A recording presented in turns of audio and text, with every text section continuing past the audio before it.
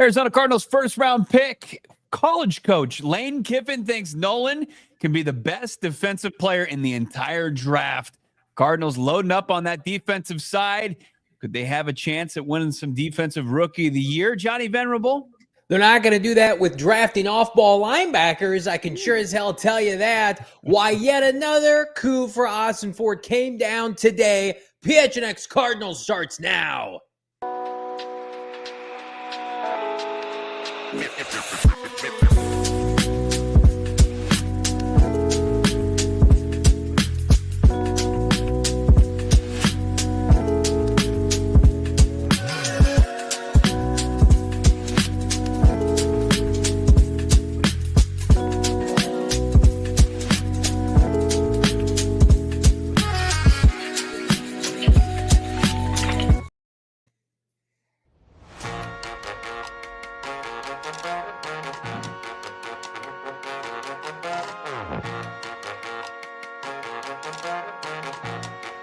Hey, welcome in. Live from Studio K, presented by our friends at Circle K, the PHNX Cardinals podcast, your premier #1 Arizona Cardinal podcast. Like and subscribe. Give us a 5-star. No, that's not a question. Do it now. I'm Johnny Venerable. He is Brack in Studio K. Damon Dawg is back 2 days in a row for our producer here. We're fired up on a relatively quiet football Thursday. OTAs happening, rookie minicamp next week. Cardinals 53-man roster. I feel like we could just put it together right now, Brack. Bo is muted, by the way. Got to get Bo unmuted for the show. Maybe we just throw him up. There he is. Go PHNX.com. I think that's a great idea. How about it? Early May, Cinco de Mayo, maybe drop what we think is going to be the 53-man roster. What's going on, everybody? Ollie, K2, are the art of being free. Mr. Fat Gangster, Alec, Darren, Big Bird 92, Shaft, Jules Felix, Amadeus, Jenga Man, Brian P, Chase, what's going on? Sports Hero. It's telling me to wake up. I'm awake. I'm ready to go. You're asleep. I saw somebody in the chat. It's pretty far up there. Let's not go search it out. But look, they're saying, hey, can Monti Ossenfort be the GM for the Phoenix Suns too? No, he can't. One, he's disqualified. He didn't know Matt Ishbia, and he's only going to hire people he's friends with. And then B, he's actually a competent general manager that's going to make tough decisions and not just cater to star players. Listen up, everybody. We haven't had nice things for a long time. Don't be selfish, Suns, all right? You've had your chance. You're going to go through a little rebuild, okay? You're going to like it. You're going to rebuild with your vegetables like we had to. Previewing this team in 2023 when they didn't have a damn player to speak on. They didn't have any jerseys anybody wanted, okay? We've come a long way. Everybody chill out, Suns fans. You're not taking Ossenfort away from us. Never. Look, the only thing you're correct about is that they're not going to touch our sweet, sweet Monti O. Ossenfort. The thing you're wrong on is that they're going to eat their vegetables. They are going to continue to just be a rudderless ship and just say yes to everything Matt Ishbia says. Hey, maybe you should we quadruple down on a star? Should we get another star player in here? Trade away valuable assets? Yeah, I think that's a great idea, Matt. Yes. Get more Bradley Beals? Yeah. Let's do this. That's right, Ryan H. I will turn this car around. All right. It's time for your boys to have some nice things. Gosh darn it. I'm not going to swear, but I'm going to get pretty close. Calm down. We deserve nice things like our first round pick, Walter Nolen, which is where we start today's show. So full transparency, we tried to get Lane Kiffen to come on this show. Okay. And it sounds like he was open to it, but he was bombarded with inquiries because Ole Miss, their defense, their team flipping loaded this year. How many? Go ahead. Not even that. Jackson Dart becomes a first-round pick, and everybody wants a piece of Lane Kiffen. And like, oh, who's Jackson Dart? Who is this kid? He's now a part of the New York Giants, and that kind of inundated his requests. Like once something from New York happens, then they start to really inquire. And Lane Kiffen was able to hold court today. Yeah, we did. And I guess the Ole Miss coaching staff, like the only person that you can talk with is the head coach. Like there's no, as we've talked to in the past, I talked to actually Denzel Burke's position coach earlier this week from Ohio State, Coach Wilson there. But, we've had Brian Hartline on the show last year. Yeah, we had Hartline. Justin Fry before that. talked to a bunch of coaches before, but I guess Ole Miss operates a little bit differently. So he held court on a Zoom call today. I was able to ask a couple questions about Walter Nolen. So we'll get into what we heard from Kiffin and, obviously lofty expectations for his former player. The Lane train, Lane Kiffen, I think he's come full circle. Once upon a time, he was like 20 years old as the head coach of the Oakland Raiders. And now he's put together a program that produces like premium draft prospects. And we have a chance now to look at a kid, 21 years old out of Memphis, Tennessee, and Walter Nolen, that he did say on that conference call, feels like could be the best defender in this draft. And he's not the only one that think that. I know our guy, Fran Duffy, I'm pretty sure Todd McShay said this, like Mason Graham was the number one defensive tackle in this draft in terms of the rankings. And you and I had that as well. But then there became some question marks as it relates to like, can Mason Graham reach a ceiling that's worth a top 10 pick? The Browns ended up saying yes, and they took him 5th overall. But it was always kind of understood. I mean, we've been on Walter Nolen since December, January. We were doing mock drafts. That Walter Nolen had the highest ceiling. He was not as consistent as Mason Graham. Mason Graham checked more boxes in that aspect. He was recruited, played for Jim Harbaugh. Walter Nolen has a higher ceiling than Mason Graham. Will he reach it? I don't know. But again, 21 years old, doesn't turn 22 until October this year. Think about that for a second. He's going to start the year as 21-year-old working under Nick Rawls and Jonathan Gannon. Like, I don't know, man. Name me, if you go back and look at the defensive lineman that Gannon had in Philadelphia since then, beyond then, like there really aren't too many that disappoint unless they just straight up can't play. And we know that's not the case with this kid. Well, and also credit to Gannon in his ability to develop those guys, because I think he played a hand in, like, sure, you had your established guys like Fletcher Cox there, and they signed Ndamukong Suh later in that season in that Super Bowl run. But Walter Nolen is, and according to his coach Lane Kiffen at Ole Miss, says like this is a guy with the potential to be the best defensive player in the draft. And I think that even the biggest skeptics of Nolen will admit that the potential is there. And there was concerns as far as Nolen, not necessarily as far as does he have the physical tools, does he have the build, the athleticism. He checks all those boxes. There was just some noise as far as off the field, how many programs he played for, how many coaches he's played for in the last 5 years.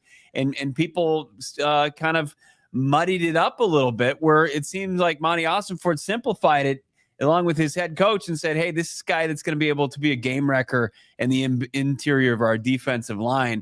We're going to add him as kind of the final piece of our revamp of that position group. When I was talking to Kiffin, I'd ask him, like, as an offensive play caller, because Kiffin is known for his offensive prowess. That's how he made his way to a head coaching position. Even though his dad is a great defensive mind, Monti Kiffen, the late great Monti Kiffen. How does he wreck game plans? And basically he said, just his physicality, he plays with violence. But then he kind of went on this other tangent saying that Walter Nolen faced a ton of double teams throughout his final season at Ole Miss. And also opposing coaches admitted they would just flat out hold Walter Nolen. They would just hold on for dear life because they knew that was better than letting Walter Nolen destroy their quarterback. And if you look at his statistics, 14 TFLs, 6.5 sacks, they could have been bigger than that. They're pretty comparable with Darius Robinson's in the SEC, but in the interior, you'll sign right up for that. So I think without having to face double teams, without being held as much, I think you could see him, go level up and keep pretty similar production for the Arizona Cardinals in his rookie season. I think he could absolutely contend for 5 to 7 sacks. This is a franchise. I don't want to say that's gotten Dante Stills to that mark. He's earned that, but Dante Stills is putting up 5 sacks a year as a 6th rounder out of West Virginia. I mean, this kid's going to get more opportunities and be in a better position to complement guys like Calais Campbell and Darius Robinson and Dalvin Tomlinson. You can put him on a tackle. You can put him on certainly on a guard or a center. You watch his highlights, and he is pushing the pocket backwards, which is just something that they have not had. They've had to scheme up pressure, and most of the time, even when they send extra guys, they cannot get home. I saw a clip of him today where he pushed a guard and a center upfield, split both of them, and tackled the running back behind the line of scrimmage. Cardinals just don't have players like that. I think Darius Robinson is still going to be a plus player. Walter Nolen had a higher draft grade, quintessential ahead of Darius Robinson. I think they're both going to be good. I think Walter Nolen has a chance to be great. Walter Nolen, if he's bought in, and that's the biggest question mark, and you get people that say, is he 100% focused all the time? I mean, he's 21 years old, right? He's not playing quarterback. It's always our argument on this show. It's like quarterback, you ask different things. Expectations are a little bit different. I also would argue like Ole Miss is known for offensive football, right? Lane Kiffen, what they do, their defensive coordinator. Like, does anybody know who Ole Miss's defensive coordinator is? I'm just putting that out there. It's a guy by the name of Pete Golding, right? Who could be in line. He's been there since January 2023, right? So he's a relatively new defensive coordinator. He's coached Walter Nolen for 1 year. Jonathan Gannon and Nick Ross are going to be with this kid 24 hours a day, 24 flipping hours a day. You don't think they're going to be able to squeeze every ounce of athleticism and effort from this kid? It's different in the college level where you can kind of check in, check out, right? You can only spend so much time on the field with these players. He transferred from where? Texas A&M. So he gets there, new defensive coordinator, new scheme. Here it's just like, brother, you're ours indefinitely. And I just feel like that combined with his talent is going to lead to something special for this team. And I do think he can contend for Defensive Rookie of the Year. Well, and then just the sheer violence and physicality that he plays with, and then he's just naturally bigger than Darius Robinson. Darius Robinson's at 295. Yeah, I would say that's probably on the heavier side for D-Rob. But then you look at Walter Nolen, who wears basically 300 pounds.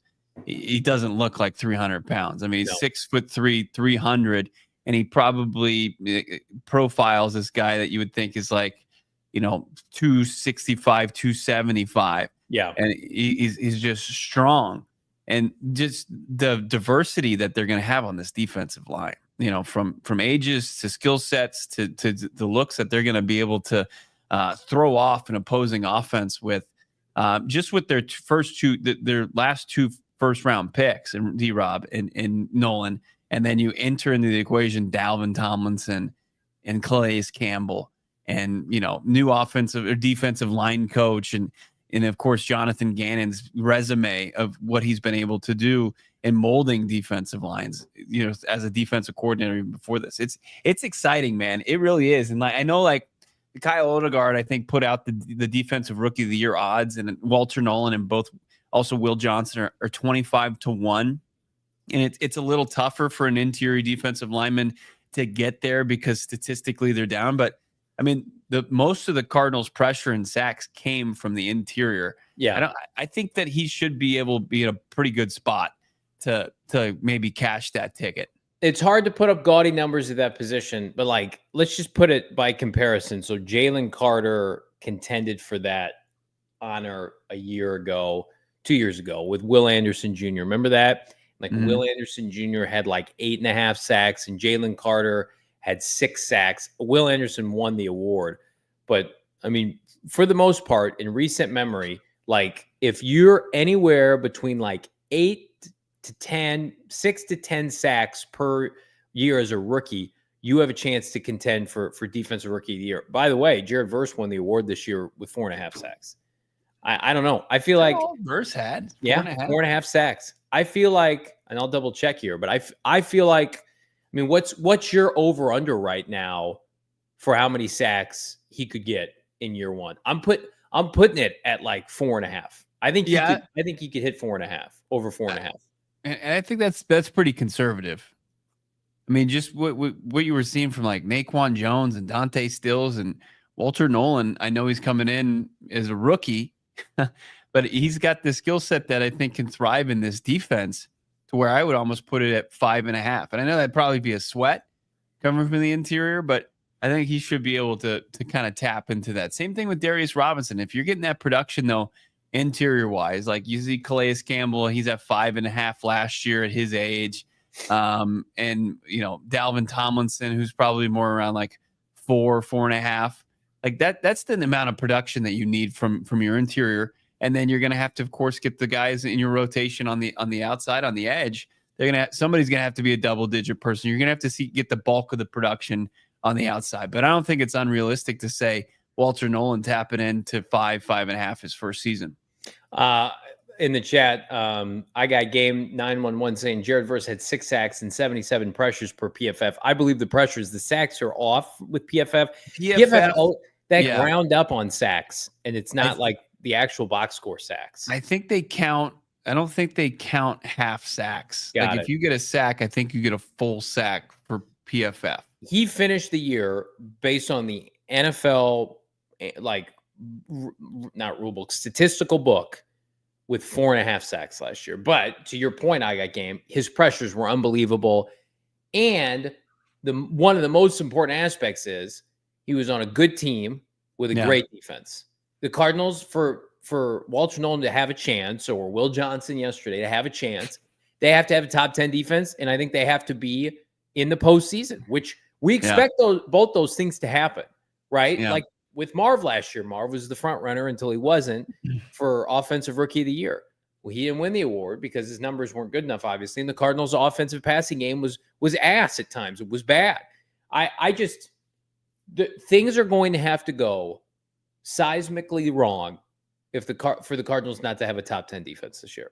I think their schedule, and we're going to have the schedule release show here in a couple of weeks, will allow it. It'll be favorable with that. And I also think, Bo, there's just too many good players now. And that is the only reason why it's a blessing and a curse for Walter Nolen. He's got a bunch of guys ahead of him at defensive tackle on the depth chart right now. Mm-hmm. Now, can we start trimming some of that fat on that defensive line? Can we start slashing prices here? Goodbye, Bilal Nichols. Goodbye, maybe Justin Jones. Goodbye, LJ Collier. Some of these guys going to be released, right? What does the defensive line depth chart look like for Walter Nolen to crack it? I can only, for me, it should be about 3 guys ahead of him, and that's about it. Yeah. Yeah. No, you want to see the snap percentage on the defensive line for Walter Nolen to be upwards of 50, 55. Yeah. That's what you need to see. And if they're going to play, say anywhere from 60 to 70 snaps on defense, you're looking at him checking in about, 30, 35. That should be enough with a guy that's his size and not going to have to face the burden of double teams any longer. Opportunities. I mean, I know LA features a stout interior offensive line, and that could be trouble right away. But then you look at Seattle, and they're going to be potentially starting a guy that was drafted just a few picks behind Walter Nolen that he should be able to take on, and Gray's able. And whatever's going on in San Francisco as far as their interior offensive line. I know they like the kid they got on day 2, day 3, Puny. Yeah. But Nolen should have opportunity to really kind of put up some stats here, just because he's not going to be the vocal point of this defensive line any longer. At least early on, he could fly enough under the radar to where, teams make that mistake. I'm going to tell you right now, the Niner media, very unimpressed with their draft.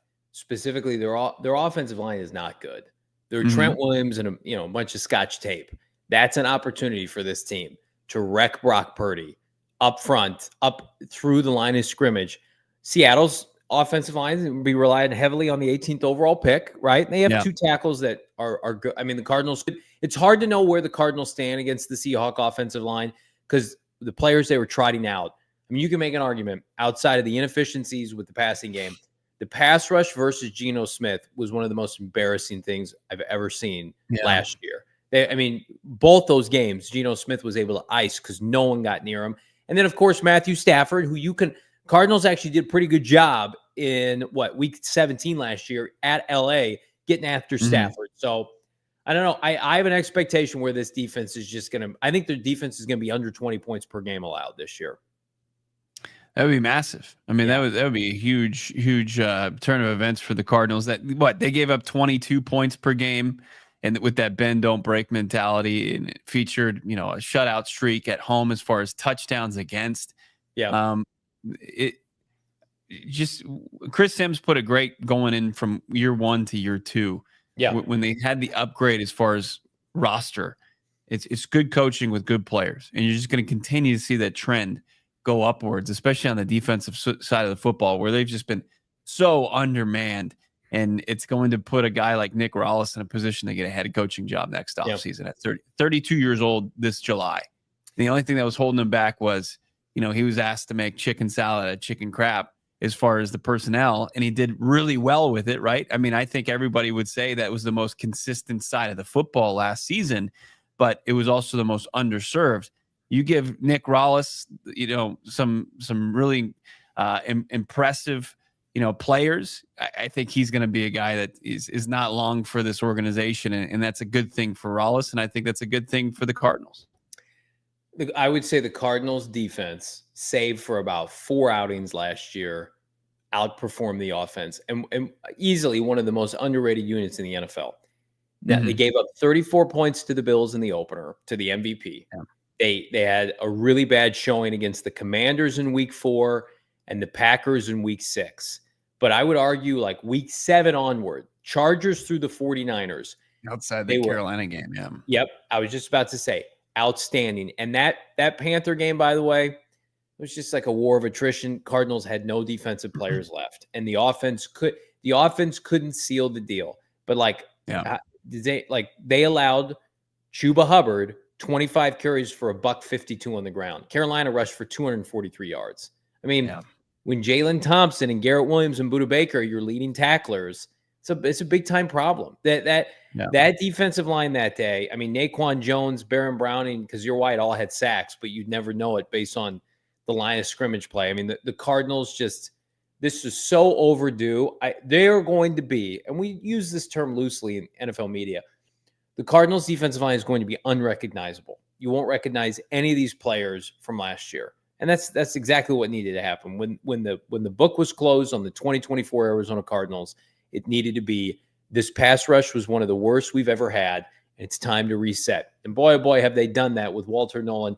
What about another defensive rookie, Cody Simon, and what does the Cardinals' strategy with off-ball linebackers say compared to the rest of the league? You're going to want to hear this coming up. It's PHNX Cardinals. You're going to want to see the deals right now going on with our friends at Bet365. Never ordinary. Use the bonus code PHNX365 to sign up. I'm going to tell you right now, perfect chance to get signed up, right? Post-draft, but NBA playoff action is in full swing. How about this? Basketball early payout offer with Bet365. If you're a winner, if your team goes up by 20 points, you get an instant payout on straight bets and parlays with that winner on Bet365. Again, go up by 20 points. Regardless of the outcome, you're getting a payout, right? And everybody knows in the NBA, everybody makes a run. So it'd be nice to have to sweat out those final seconds of a fourth quarter. But right now, you got to download the app, Bet365. Use the bonus code PHNX365. When you sign up, new customers are going to get $150 in bonus bets when you bet $5, win or lose. Deposit $10, bet 5 spot, $150 in bonus bets, which can be used on spreads, totals, player props, futures, and more. Whatever the moment, never ordinary with Bet365. You got to be 21 years and older, physically located here in the great state of Arizona. If you were someone you know has a gambling problem, wants help, call 1-800-NEXT-STEP. Text NEXT STEP to 53342 or visit problemgambling.az.gov, Bo, for more info.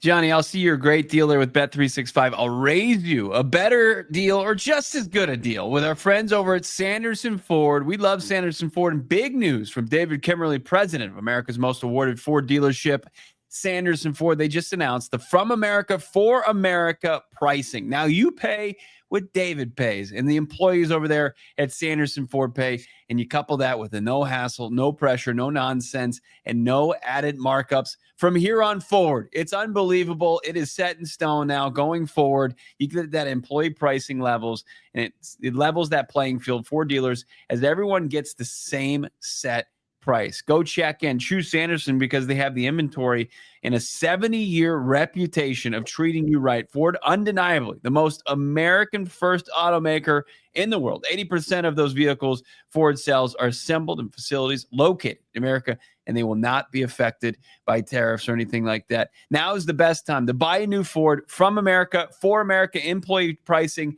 Check this out, though. It excludes the 2025 Expedition, 2025 Super Duty, Raptors, Mustang, and Bronco specialty vehicles. But look, Sanderson Ford, they've got a huge inventory that you can save in and tap into the For America from America Sanderson Ford's deal, employee pricing. Check it out right now, Sanderson Ford. Big thanks to everybody in the chat. Big thanks to everybody who subscribed. I'm going to tell you right now, we're coming off our biggest month ever. It's because of everybody here. Subscribe, get us to 40,000 on YouTube. So fired up to be doing this show. And again, the We're foundation, like 100 away. That's it. Yeah, get us there right now. We got 324. If you're not subscribed, help us out. We've done foundational shows for the better part of 3+ years. This franchise is poised to return to the postseason in 2025, and we want to be with you every step of the way. It's PHNX Cardinals. A player that might help him do that is one Cody Simon. But before we get to Cody, it's great because we get to feature all these draft picks, and we love them all, right? And things are going well, and we don't have to talk ourselves into a draft pick. I think that was one of the hardest things is like we like to be genuine during draft season. We come out, we give our opinion. We also come out and tell you how we think the organization thinks or feels. And for the longest time, Bo and I did not drink the national Kool-Aid of one Jihaad Campbell. We didn't drink off-ball linebacker early, especially for a kid who's beat up. And again, I'm rooting for him, but there wasn't a place for him here. And one of the biggest rationales for that was Ossenfort prefers premium positions, unlike Steve Keim. The off-ball linebacker position is quickly dwindling in terms of viability. It's down there with safety. There are more safeties, by the way, that get drafted than off-ball linebackers. Let's talk about another off-ball linebacker that's quickly gone out the door with the Green Bay Packers, Quay Walker.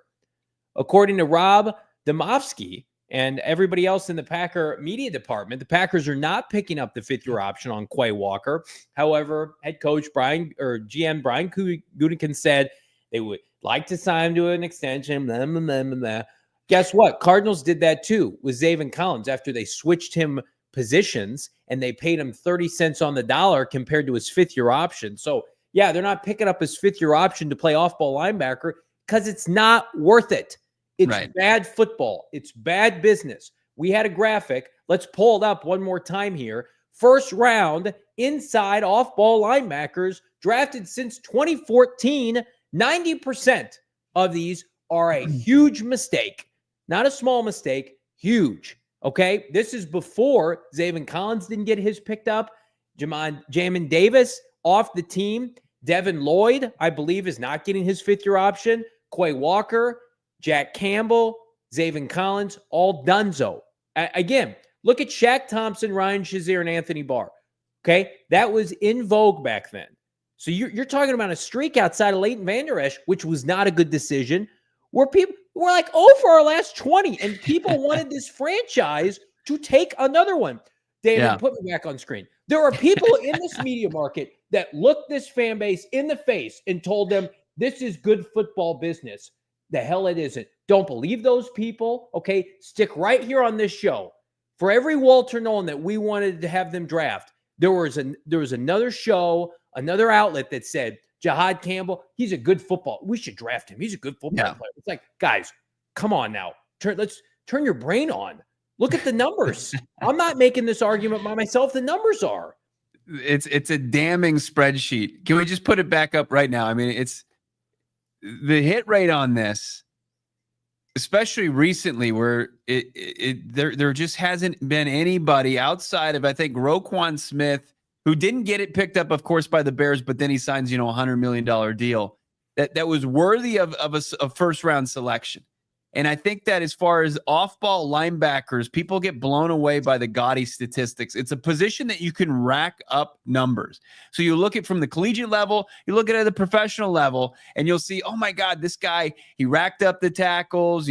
Sometimes he was able to, get into the backfield, rack up some TFLs, get some pressures, get some sacks, get some interceptions, and he's a guy that is making plays, but I mean, if you just by playing the position and playing in a high percentage of snaps, you're going to be productive. You're just going to be, because you're going to be in a position to make plays.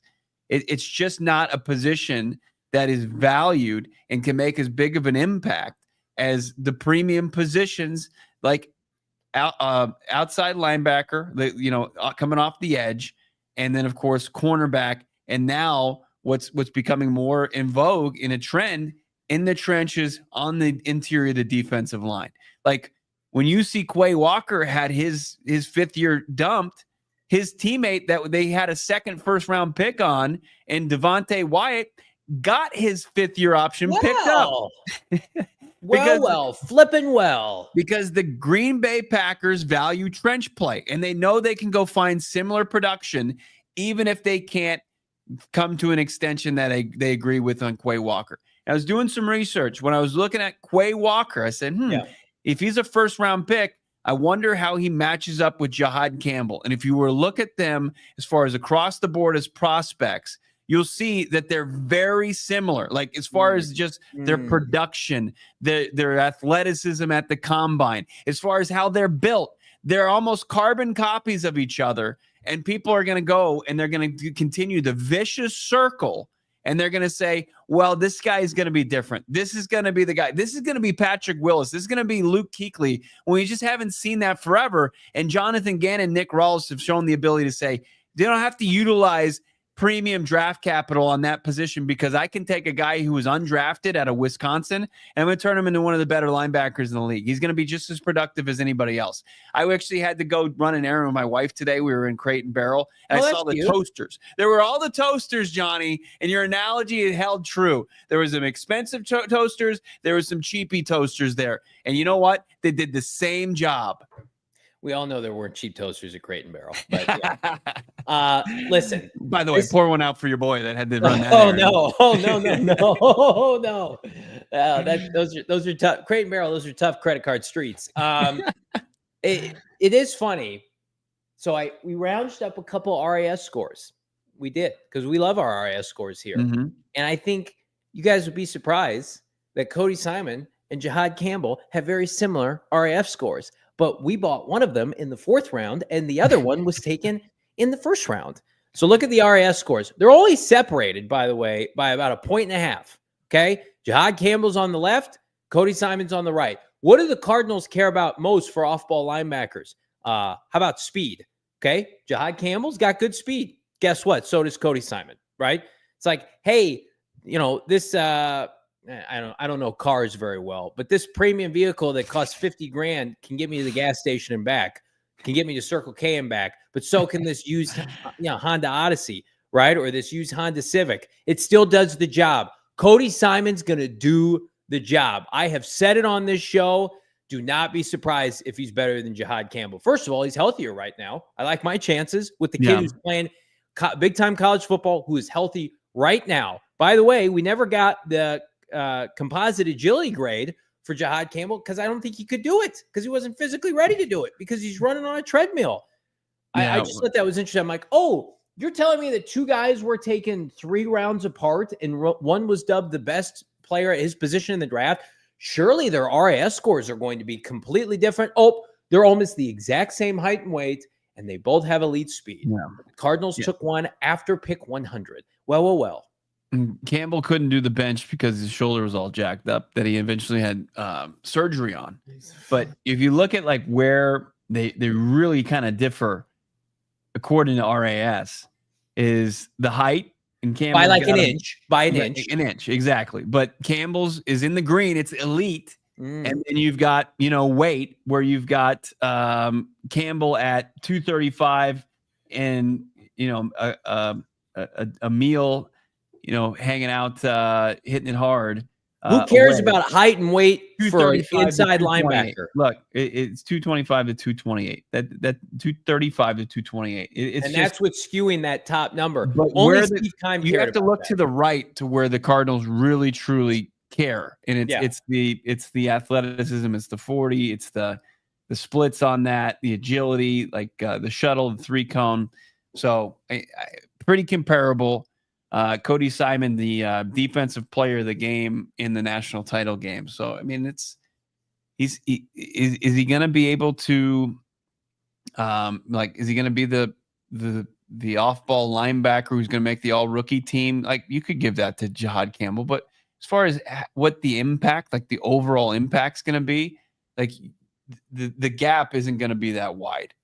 But the asset that you utilize to get Campbell as a 1st-round pick versus Simon as a 4th-round pick, that's where the gap is huge. And Monti Ossenfort was able to add another 2 more premium positions with his 2 top picks. Every year we do this where we're like, this off-ball linebacker in the first round is Fred Warner. Well, Fred Warner was not taken in the first round.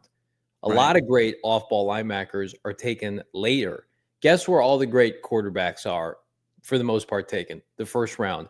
And defensive tackles, defensive ends, the first round. And left tackles, the first rounds. And number 1 wide receivers, X receivers, the first round, right? So why every year when we're talking about premium players at premium positions are people trying to shove down this narrative that you should really spend your premium pick on an off-ball linebacker? Why? Because the 49ers didn't, and they got Fred Warner, right? Because Patrick Wills was drafted 20 years ago in the first round. My team has to do that. I don't want to do that. Luke Kuechly was drafted, what, like 10, 15 years ago at least? Right. Like, that's not the NFL anymore. This isn't 1985 when the rules were different and you could mug somebody, in the box at the line of scrimmage. Like, this is a defensive line corner league, right? And listen, the Cardinals already have a surplus. They've splurged at safety. That is going to expire the minute Budda Baker leaves this franchise as a franchise icon. Taylor Demerson's the future of that position. He was drafted in the 4th round. Guess what? Cody Simon, 4th round. I mean, it's like the Cardinals, they might speak in generalities. Ossenfort might be vague to a fault, and I love him for it. Look what they do, right? They take premium players in the first 2 rounds, and then rounds 3, 4, 5, 6, 7, they say, okay, who can we get to contribute that's not going to break the bank at certain positions? But rest assured, you don't spend a first-round pick on a player that you do not intend to use a 5th-year option on. And the jury is out. By the way, Jihaad Campbell barely made it to the first round. Like, I think we'll start to see a trend because we have the access to this data. NFL teams sure as hell do. That we will not see first-round off-ball linebackers anymore. I think we're about like 3 to 5 years away. They're not. No one's picking up their options. CBK putting in the chat, Jihaad Campbell's in the top 2% of linebackers measurements tested. Simon is in the top 20 of linebackers. Pretty big difference, but I wouldn't draft outside linebacker in the first round personally. You probably more off-ball linebacker. Quay Walker, they are right there as far as their production score. Him and Jihaad Campbell, 75 to 78. Athleticism score, 80 to 82. Total score is 79 to 82. I mean, they're the same guy. Quay Walker, Packers just said, all right, we got 4 years out of you, and we're not going to continue to invest, as far as what it's going to cost for your 5th-year option, and we're going to try to find a cheaper way to do this. Like, they don't value him as much as they did when they drafted him in the first round. And that's what 24 years old. That's what they find out throughout this process. They realize the error of their ways to say, okay, we didn't get the value because we're sitting here and we're just staring down a 1-year deal. And it's not breaking the bank. It's not franchise tag money. It's still a pretty penny. Like, it was going to be, I think, 12 million, 13 million for Zaven Collins. And the Cardinals were like, no, we think he's worth that over 2 years. So especially in a cap league, these are important decisions that you have to make. And if you fumble them, you create an issue to where you can't invest that money elsewhere. And it's just like, okay, if the production can be similar, why not try to do that? Like, if you've done it multiple times as Jonathan Gannon and Nick Rawlis, why would you change it up and really kind of miss out on the value you would get at a first-round pick? You have to move heaven and earth as an off-ball linebacker to get your 5th-year option picked up. You have to be like pick 6, force fumbles every flipping Sunday. And it's probably unfair, but it's just, we go through society and certain jobs that were valued 25, 30 years ago are devalued now. Mm-hmm. That's off-ball linebacker. There's a role for them. You can get it. You can make a nice living. You can get a nice contract, right? Like Cody Simon, if he becomes the starting off-ball linebacker for the Arizona Cardinals within his rookie deal, he will get extended with a nice contract extension. But there is a Grand Canyon-sized difference between what you would pay Cody Simon, extending him as a 4th-rounder, and saying, I'm going to use – think about what Steve Keim did. Steve Keim, as a general manager of an NFL franchise, used 3 of his 10 first-round picks on off-ball linebackers and subsequently went 0 for 3. On top of that, he used a premium second on Kevin Minter. Like, I'm surprised this franchise is even standing after that. 3 Well, 0 it for 3. It could be 4 if you count Deion Buchanan. Why? I wasn't counting Hassan Reddick, but yeah, I guess it is 0 for 4. It is 4 out of 10. Five if you include Kevin Minter. Isn't that sad? I even forgot about Hassan Reddick. That's how the guy you would lay down in traffic for last season, well, like in the middle of the season. To edge. So I tried to give Kime a little bit of grace. And there are people in this market, and you know who you are, that pounded the table for this franchise to use the 16th overall pick, not only on an off-ball linebacker, one that currently could not play a game tomorrow, is not physically capable. And that's not his fault. I'm rooting for him. Good luck to you, Jihaad Campbell.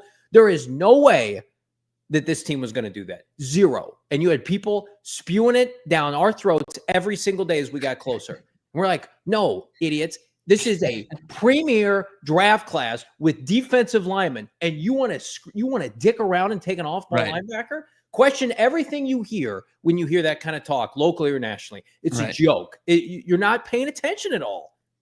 But this one's different. This is different, Johnny. It's a different draft. I want better things for this franchise. Be better. Everybody collectively who said that, everybody needs to look in the mirror and be better. That's losing draft mentality. Well, and it's they have amnesia. Like just as much as Jihaad Campbell had an unbelievable combine performance. Like there were guys that were putting up. He's a great kid. Yeah, great kid, sure. No doubt about it. And also the ability, he'll be productive. And of course there's going to be a slobber fest because he's in Philadelphia whenever he hits the field. And like Philadelphia's now, they just gave Zach Bond a massive contract for his position and then used a first-round pick on off-ball linebackers when Jonathan Gannon was taking Kazir White and TJ Edwards and just, really getting some rock-solid productivity from those guys. I mean, like, where'd they get Zach Bond? Off the street. Right. He was an afterthought off the street. What freed up the ability for Zach Bond to go from off the streets, special teamer to freak off-ball linebacker? Jalen Carter, Milton Williams, Josh Sweat, Jordan Davis. That terrifying defensive front seven that Philadelphia's had for so long. Like that frees up the ability for guys like Zach Bond, Nakobe Dean when he's healthy, and Quinyon Mitchell and those safeties to thrive. It starts there. And then you're just going to say, oh, we'll get that later in the draft. Well, the strength of the draft, its defensive line, it will be there. It's like not players like Walter Nolen. He's different than who you get at Alfred Collins in the second round. And again, Philadelphia, I don't like that pick, but you get a mulligan when you've taken 5 first-round defensive tackles. Like, and you got Cooper DeJean and number 1 corner in the second. Like, you get a mulligan there. I don't think it's a smart move, but you could. It's like you can have ice cream for dinner this one draft. It's not just like, I think, hitting on those guys. You got Jalen Carter. You were gifted Jalen Carter because of all the noise that was going on. And like credit to Howie Roseman for taking that swing when the rest of the organizations were like, we're going to stay away, including the Cardinals. And like you understand the variables that go into that. But you get a Jalen Carter in your defense and you have him on a rookie deal right now. It lets you go spend like an idiot. You can go spend on Zach Bond. You can go spend on Saquon Barkley. You can do all the things that Howie Roseman is doing. He's living the high life right now. He's paying a quarterback, but he's also being able to go Jalen Carter being the best player on his defense and making relative peanuts. It gives him the creativity to do whatever he wants. We have not seen Cody Simon play one down of NFL football. With that being said, we know Mack Wilson's going to be the starter. Maybe call the defense, maybe not. Put some odds on it. Cody Simon eclipses Akeem Davis Gaither by season's end as a starter on defense. So if you're starting 2 off-ball linebackers, when and if does he move ahead of Akeem Davis Gaither? That's a great question. I don't know. I mean, this is kind of Yelda Froholt territory, and the way I mean that is like Froholt was signed as a journeyman guy. There was no expectations when initially he came in, and then you see the guys take to the grass for OTAs and practices, and like Fro holds down that spot and never relinquishes it. Like Davis Gaither didn't sign a massive contract, but he signed a bigger deal than Simon's going to make as a rookie. I think that they're going to give Akeem Davis Gaither every opportunity to be the starting middle linebacker for this team, along with Mac Wilson. And then if they feel like if Simon balls out and takes over for him, then that's good for them, because it's not like that big of a investment that they couldn't utilize. Simon will play. He needs to have, to be able to Wally Pip that job, a Taylor Demerson-esque preseason, where Taylor Demerson was routinely, because no one else played, the best player. The problem with Rabbit Taylor Demerson is he was in a position group with Budda Baker and Jalen Thompson. That is not the uphill battle that Cody Simon faces. Owen Papo and Akeem Davis Gaither. Yeah. That's very doable. Mm-hmm. I mean, the Cardinals don't use fourth-round picks like lightly. That's not a throwaway pick. It might have been under the prior regimes. Like, they drafted him to eventually develop into a starting off-ball linebacker. And again, looking at their track record, I would say there's a good chance when we're sitting here this time next year, like, he's going to enter 2026 as the starter. And that's all you can ask for. And you know what? I think he'll do a hell of a job. And you didn't have to use the 16th overall pick on him. Your Super Chats and more coming up. It's PHNX Cardinals.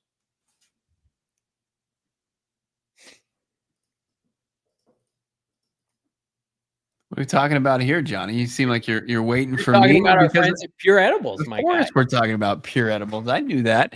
Love Pure Edibles, of course, founded here in Arizona, up in Flagstaff, I-17, but they got called up to the big leagues. They're now down here in Phoenix. They call that home because they are a full-fledged candy company offering, of course, gummies, kicks, their version of Starburst, and chews, soft candies like caramel, and of course, hard candies.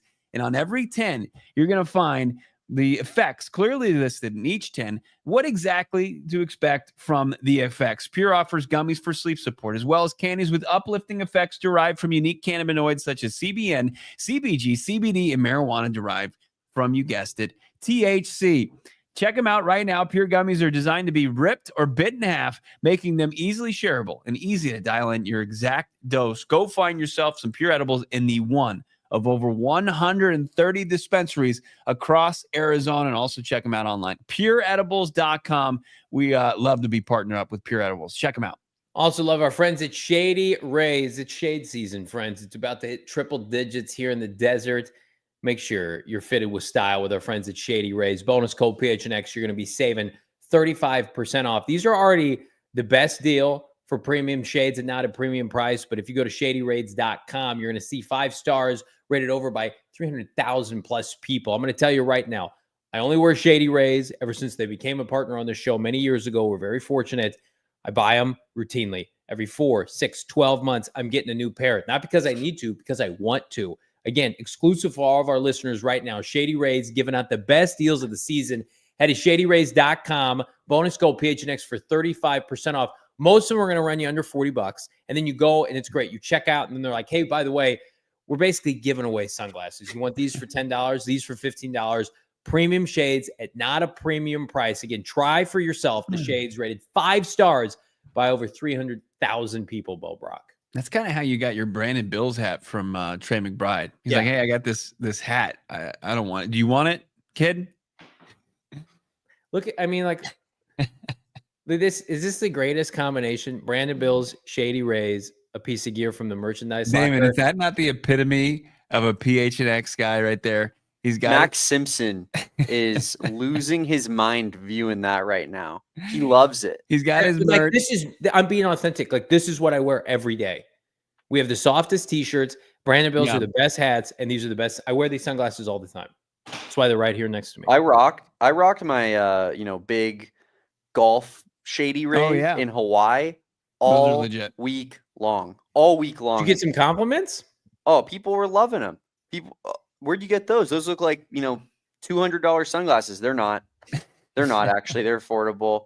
And they come with a lost and broken replacement policy that can't be matched. Now, were you like Johnny when he was in Hawaii? Did the ocean steal your Shady Rays? You know, I took lessons from my guy, Sweet John, and I didn't run into the water with my sunglasses. I, in fact, took them off when I went in. So the sea was angry that day, my friends. Oh, man. Those Hawaiian waves are no joke. I see what Johnny's talking about. They're tricky. They're tricky, like our boy Damon. He's a trickster.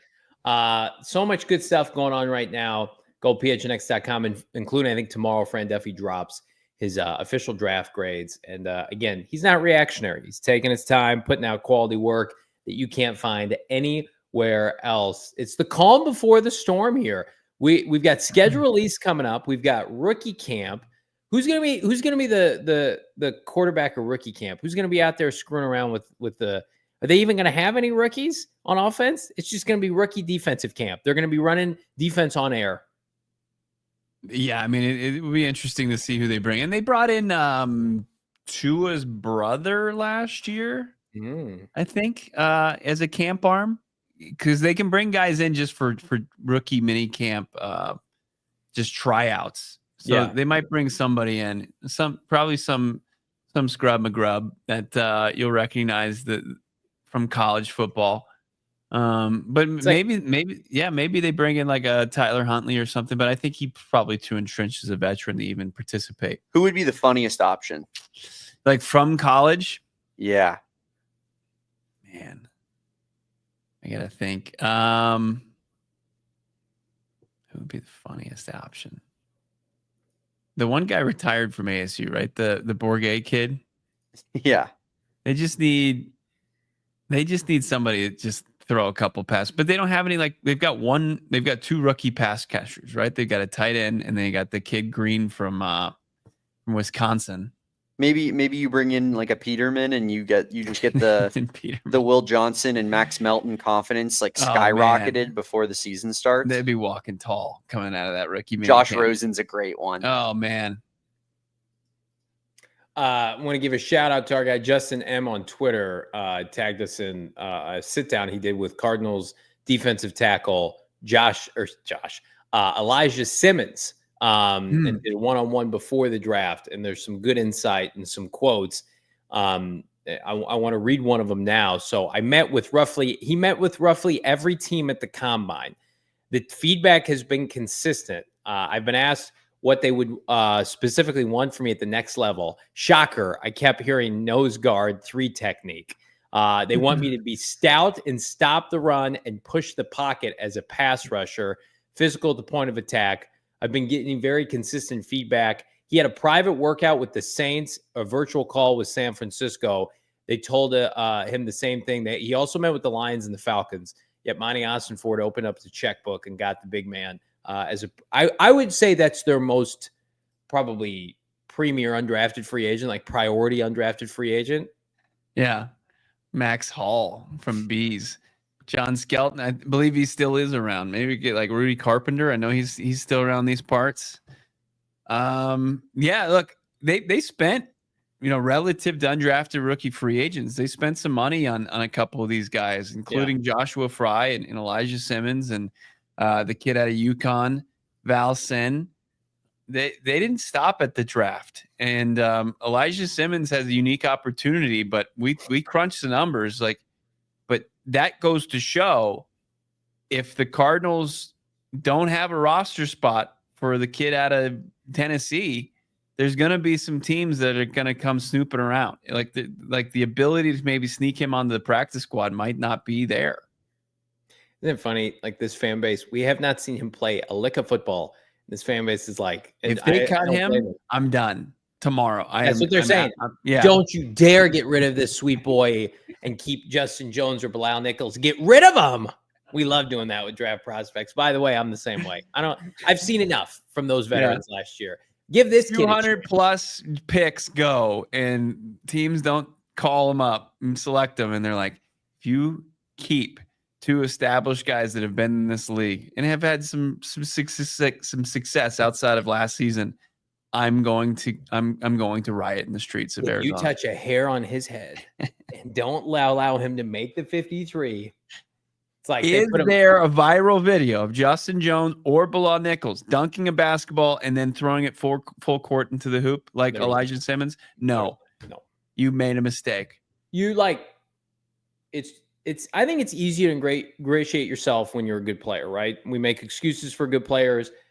When you are for the Cardinals, you're a premier free agent signing or a high price free agent signing, and you stink, and you see other teams and they're signing the right players, or if you're drafted early and you stink, that's the quickest way to the doghouse. People will write you off. You got to make up a lot of ground. Like Justin Jones and Bilal Nichols missed most of the season. Justin Jones missed basically almost the whole season, and was not good when he played. And he got a 3-year contract. And Cardinal fans are like, "Who are you? Okay, who are we paying? I guess he's better than nothing." Like, you got a long way to go, my guy, because this team turned around. Everybody knows who Calais Campbell is, and Walter Nolen, and Dalvin Tomlinson, and Josh Sweat. It's like, oh yeah, this is the guy who just let the team down with injury. It's not his fault.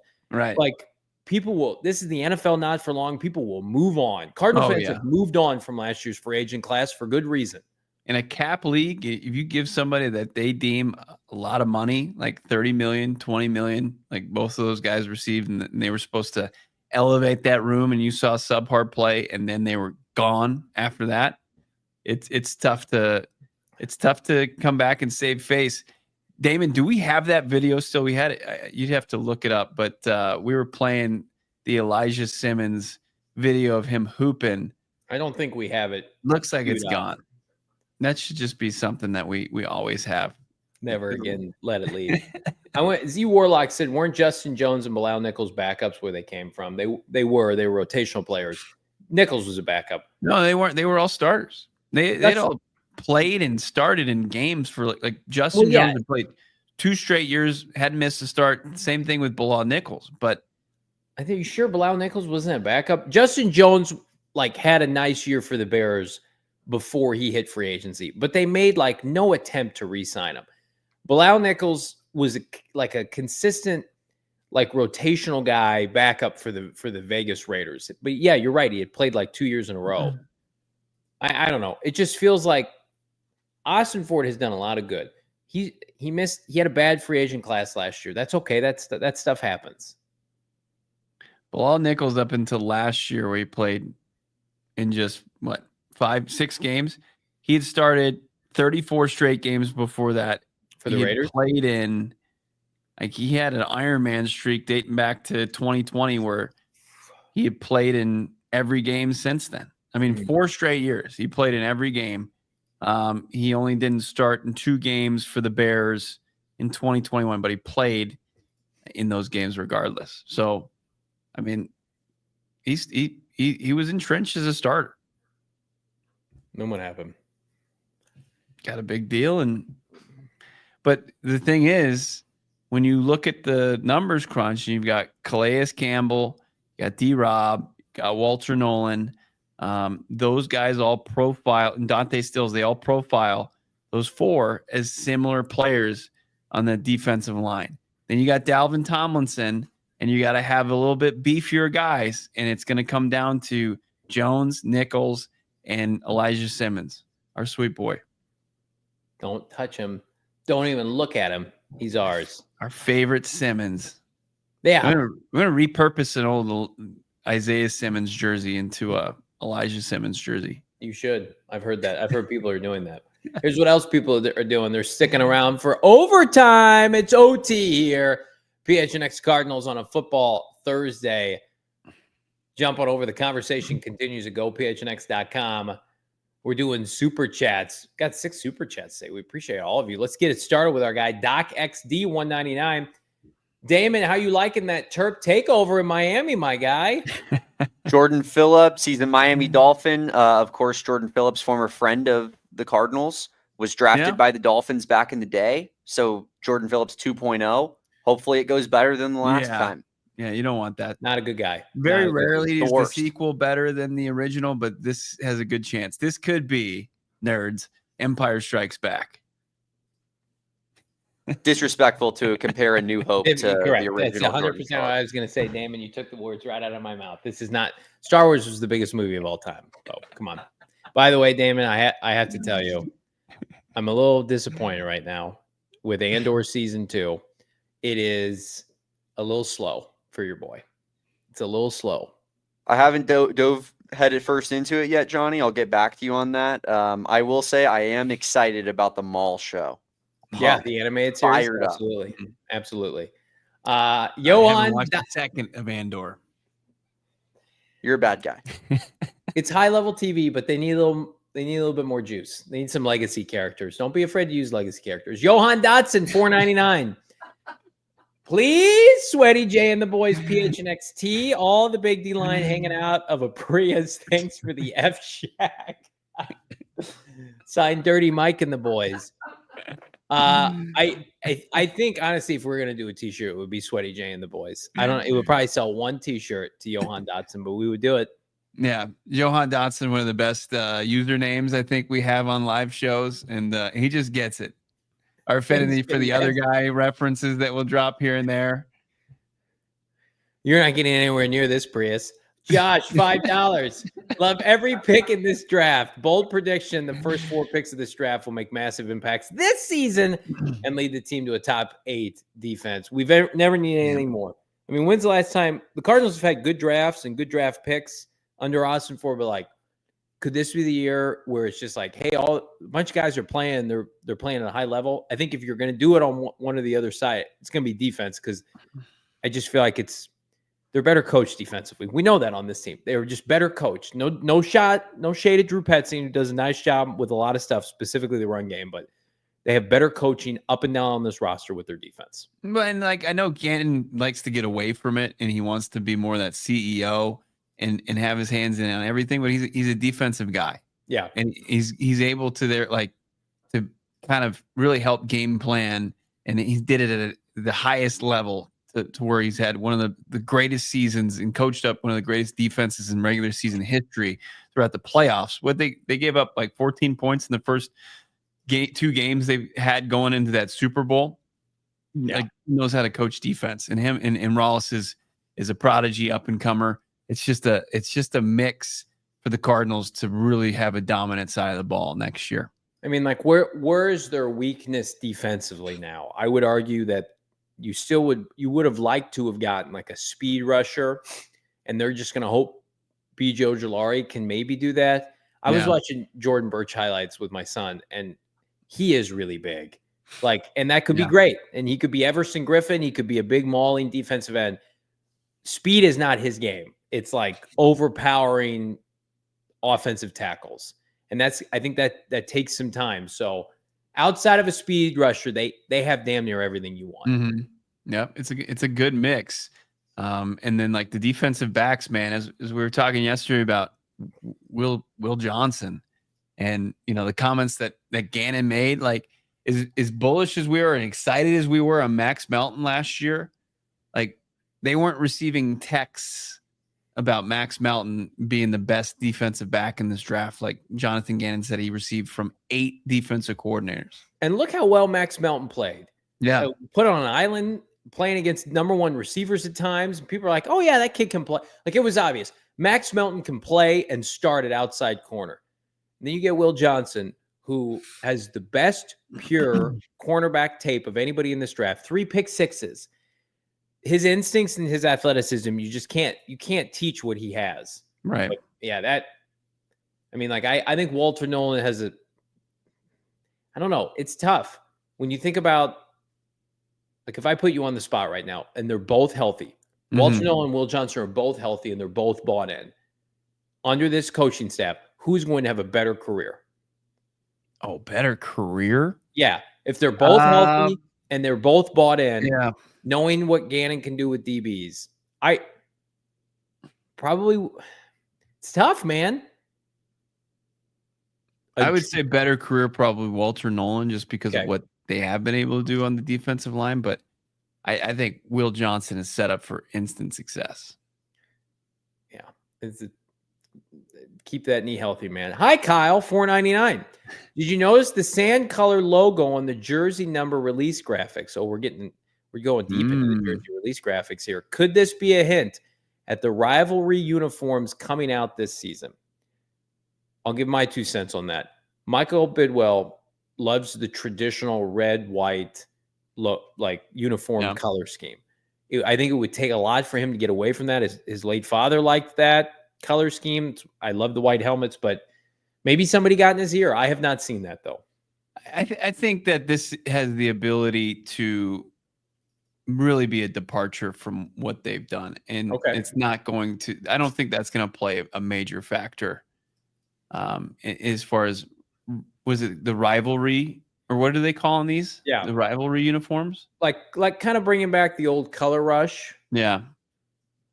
Somebody just tagged me, the graphic god just tagged me something on Twitter. Okay. It's interesting. It's got some turquoise in it, some teal and turquoise in it. I mean, listen, the slightest amount. It's mostly Sonoran sand, but then it's got like the Diamondbacks teal in it, like on the captain and like in the beak. Kind of looks nice. I'll retweet it. I love uniforms. I love getting gross with uniform design. So I will take literally anything, except for early 2000s piping like we had. I would love the uniforms that you. What if they just rolled out the uniform before these new uniforms? Say, hey, look at these. The old whites. the old road whites. I think people would be like, you would sell negative jerseys for sure. I like what the mock-up that you tweeted out back on April 25th. It's very similar to that. It looks like they use that as a starting off point. That's what we need. Yeah. That's what would feed families. Josh, $10. All that matters for inside linebackers are that they are decently athletic, can cover most running backs and tight ends, and can be elite leader with the green dot. Cody has played with the green dot. Campbell has not. Take Cody all day. I think Cody will be a better player. That's just a true homer take. One of them's healthy right now. And one of them, I think, has a head coach that, I mean, Vic Fangio is a great defensive coordinator. I don't want to knock Vic Fangio, but you don't take this kid from Ohio State at the top of the 4th round, and Cam Scadaboo's in striking distance, mind you, and not think that he is going to come in and play a significant role for you. They just don't laugh at that. That's a true story. I'm coping with the fact that they didn't get Scadaboo, so this kid needs to be great by comparison, because we all know Scadaboo's the feature back in New York. Have you been listening to all the scat talk in New York, by the way? I have not. All the gabagools are out there, and they're talking up Cam Scadaboo, and they're like, this kid is all the Giants fans who watched no Big 12 football this year are discovering the Cam Scadaboo highlights and are just like mesmerized by it. I'll tell you what's a disaster.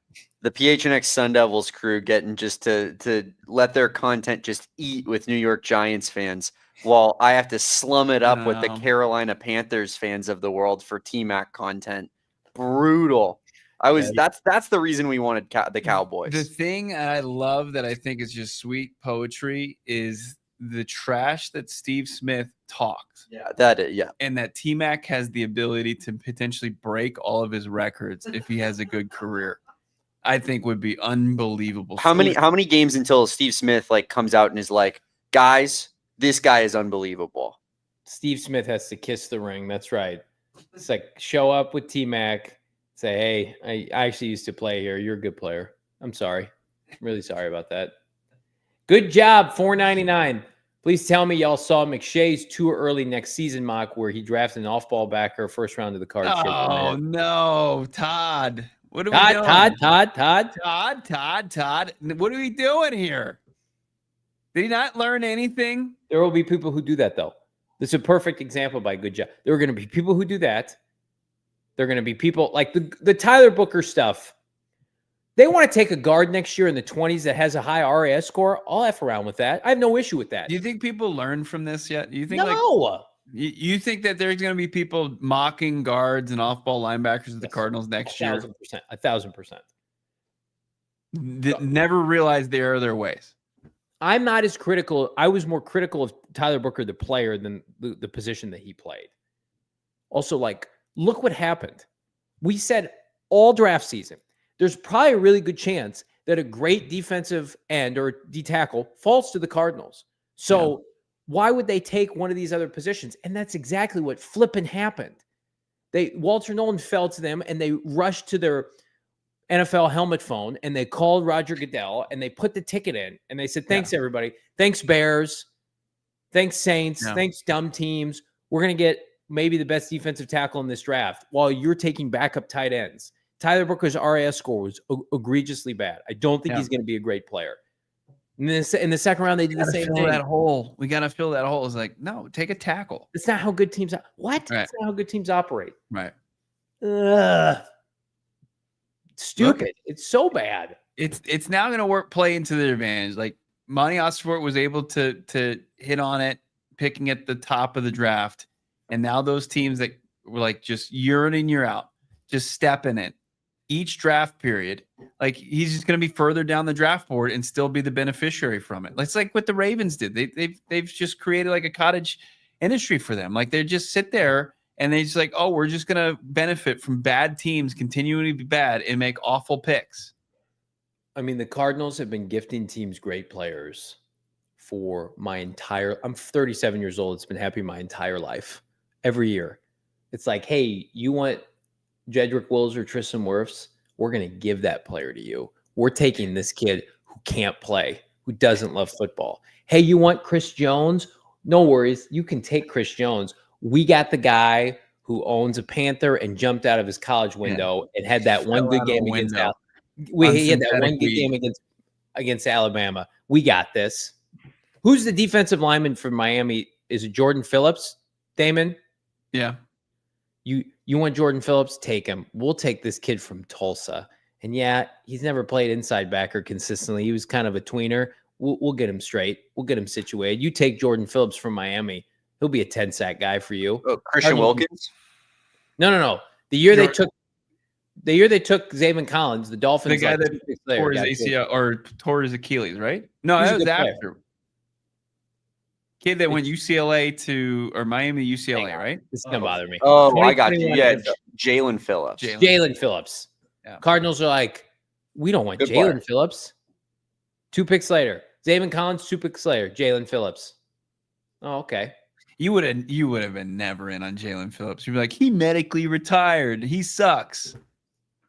Yeah. You're probably been out on that guy. Hey, he was good for like, he's produced more than, he had 8.5 sacks as a rookie. He was good. Here's where I'll say, like, Johnny could talk himself into it. He was the #1 overall recruit in the country out of high school. Yeah. Like, really the pedigree was there. And then if he was fully bought back in football, like he seemed to be at Miami after he retired, like you could sit there and talk yourself into it. Damon, I was ready to talk Shamar Stewart all week this week. I was ready to print the Shamar Stewart jerseys. I would have, if you would have come to me the night before the draft and said, Johnny, sell your soul right now. You can have Shamar Stewart, or they're going to take either Tyler Booker or Jihaad Campbell. I would have signed off on Stewart. Lickety split would have been a done deal. Now Bengals fans are talking themselves into Stewart. It's bad cope. There's some cope. Might be the biggest cope of the draft. No, we know who that belongs to. We know who that belongs to. They picked 10th overall. They took the 2nd or 3rd tight end. Damon, I don't know if you know this or not. When the Bears made their pick and we had gotten through Walter Nolen, we had celebrated a Gila. I went to use the bathroom. I jumped off the show for a second and I went to Leah and I said, Leah, can you clip us the CHGO Bears reaction? And we played it on air during round 1 of our show. What'd they say? They were just like, they were dead. Like, and they said the place was dead and nobody made a noise. And they were just like, but I think deep down, they knew that they were going to do something like that. Yeah. Where they were like, after they'd been milking that Ashton Genty trade up, right? Remember there was some smoke. They were going to move up. And then they were like, oh no, they didn't get Genty. At least they'll probably take Tyler Warren. And then they didn't take Tyler Warren. You're already talking yourself into 10th overall tight end. And they don't take him. I mean, it's a hard video to watch. They were basically speechless. Like it was Hogue, Carm, and I think Corey Wooten on set. And they were barely saying anything. And then there's Braggs. He's like, well, and then just trying to immediately talk himself into it. Then they get Couldn't even Lance do it. Briggs comes on set and he's like, not a good pick. Lance Briggs. I love Johnny saying tough watch. Like it wasn't a tough watch for Johnny at all. I wanted it though. Just sitting there eating this popcorn, just eating it up. I gotta say, like, if you're the Bears, like, I envisioned a world where CHGO Bears had, Cole Kmet on the podcast. Oh, could you imagine? Oh, they're doing their draft show. Cole Kmet's on. They're like, so Cole, how do we feel? Bone, I said it on air. I don't think this kid's better than Cole Kmet right now. How do you take a kid who's not better than Cole Kmet right now? Shocking. That is, but it got Walter Nolen to the Arizona Cardinals. If Colston Loveland's not taken there, Walter Nolen's not an Arizona Cardinal, no doubt. Well, we knew they were going to be in big trouble when Garofalo and Fran are both like, well, looks like they're pegged for an offensive player. Damon, you missed. So Bo did a hit with Benjamin Albright. Was when I was off, and Benjamin Albright came on the show and it's like the Bears are going to do some crazy stuff. They could take like a Travion Henderson 10th overall. No, Damon was here for that. Oh, you were there for that? He was here for that. Yeah. That's when I knew that things were going to go really poorly for them. When that was out there, they were going to take like the third or fourth running back in this class. I think we need to do this tomorrow. And like, obviously we're big believers in what the Cardinals did in the draft. I think we need to give like our top 5 worst draft classes of this. I'm ready. Draft. My body's ready for that.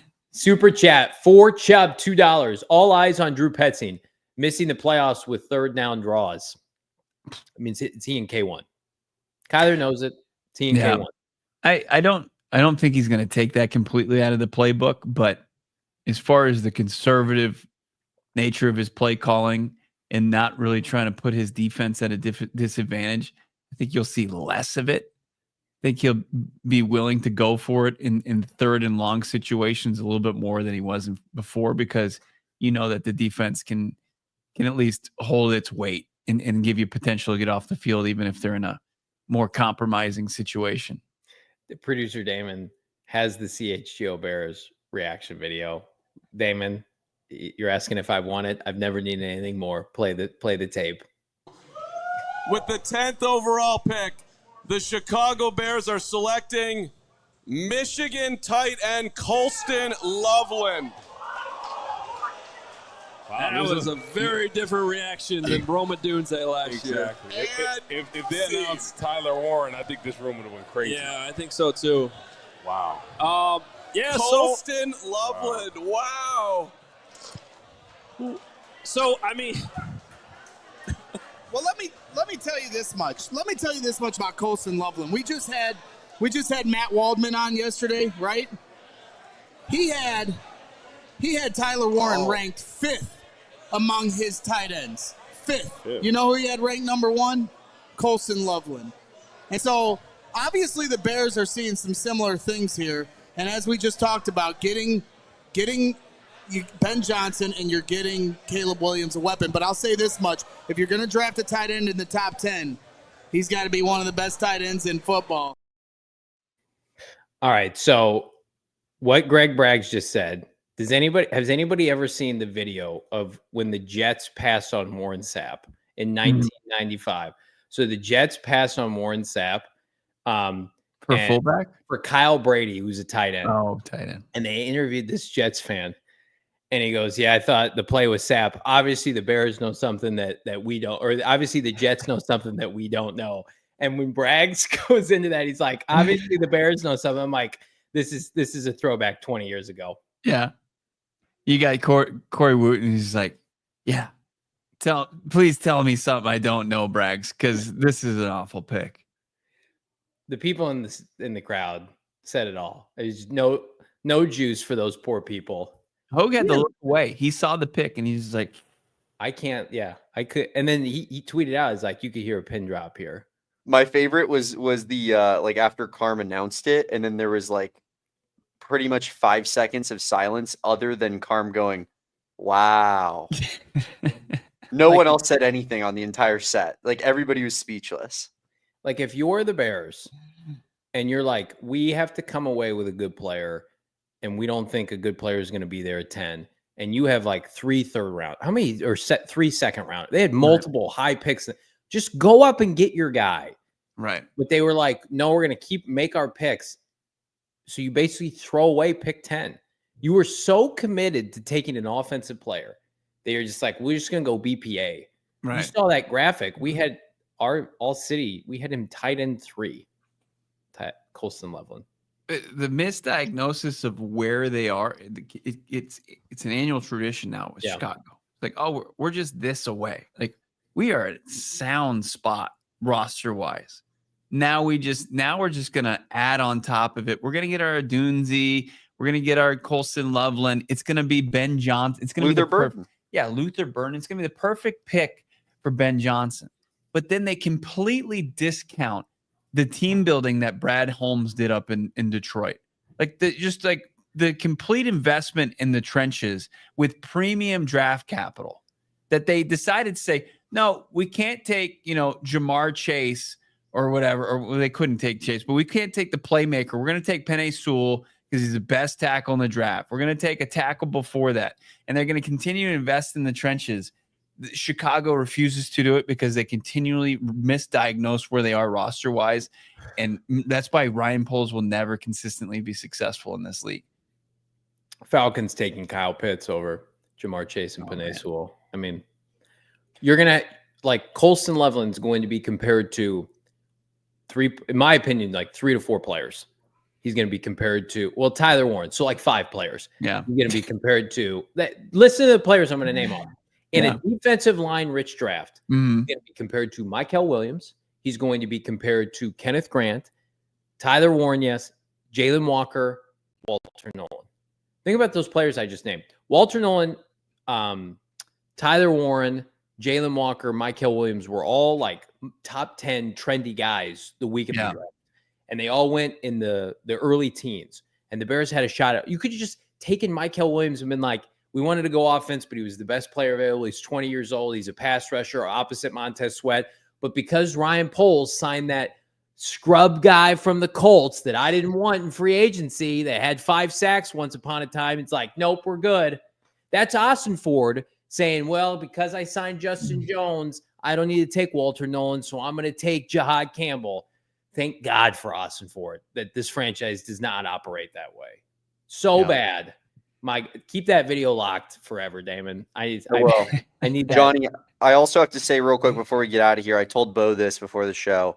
Matt Miller made a list of his best draft picks from the draft. I don't want to go into number 2 because, might be hit a little bit too close to home and we won't make fun of that one. But number 1, Johnny. Yeah. Luther Burden, wide receiver to the Chicago Bears. Number 1, Matt Miller, favorite draft pick. Colston Loveland, number 7. Both top 10 draft picks of the entire draft. Does Matt Miller work for the Bears? Matt Miller might work also on the side. Run off that list real quick. Yeah, I got you. Okay, so number 1, it's Luther Burden. Number 2, it's Will Johnson. Number 3, it's Ashton Genty. Number 4, it's Jihaad Campbell. Number 5, it's Jalen Walker. Number 6 is Travis Hunter. Number 7, Colston Loveland. Number 8, Abdul Carter. Number 9, Malachi Starks. Number 10, Shedeur Sanders. That doesn't make me feel good about Will Johnson's chances. Will Johnson has to overcome being on a Matt Miller list now for me. He has to overcome being listed by Matt Miller. Or is he just so good that even a guy like Matt Miller can recognize the value there? That could be true as well. Because the rest of that list is atrocious. And to your point from earlier, is like this draft was about defensive linemen, edge rushers, and he's like, I like that wide receiver. I like wide receiver 4 in the second round. I thought it was great. I don't want to become a Bears podcast. I have a question. So Ben Johnson has the most dominant rushing attack in the NFL behind 2 stud running backs and a stud offensive line.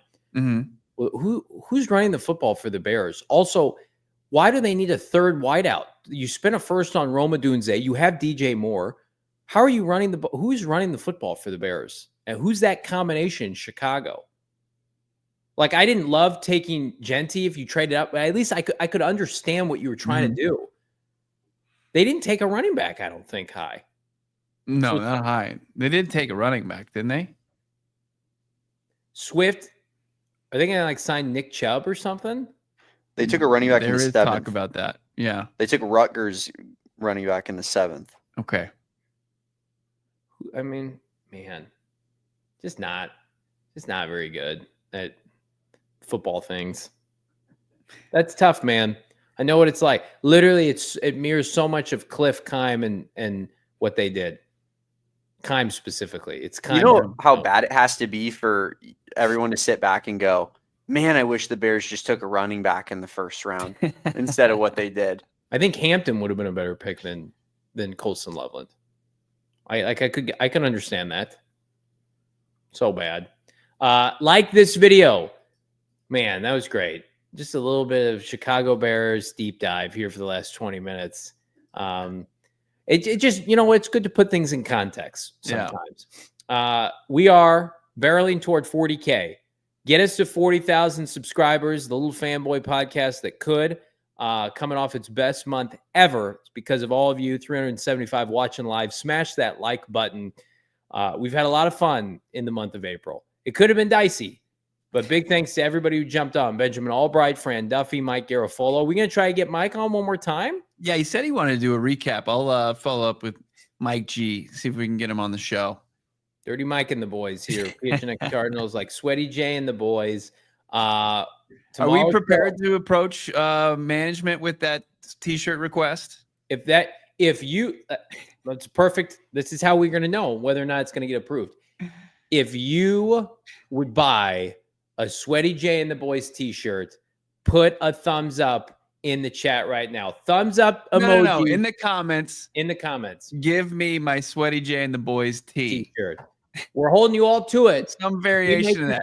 You got to buy it. We're going to rep it. Yeah. Sweaty J and the boys, PHNX. Because they can't deny that. When I say the people have spoken, right, and it's here in the comments, and I can just rip off 10 to 15 people saying, give me Sweaty J and the boys, or some variation of that. Our bosses can only say, kindly leave my office right now, or I'm going to call HR and you're fired. This dude saying you need a mock-up. Nope, you have to just cold turkey. You got to trust us that we know what we're doing with it. 3X, let's go, Nick. Let's do it. We got it. We'll get it for you, Nick. Just put it in the comments below. It's been another banner show. We'll wrap things up tomorrow, Friday edition. Make sure you're subscribed to PHNX Sports. The march to 40K continues. Great content continues also to go up on our social media accounts at PHNX_Cardinals on Twitter and Instagram.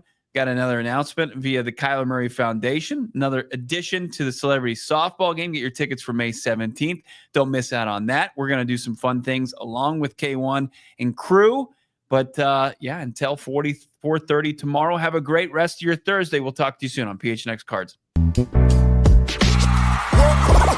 all silly like the mayor.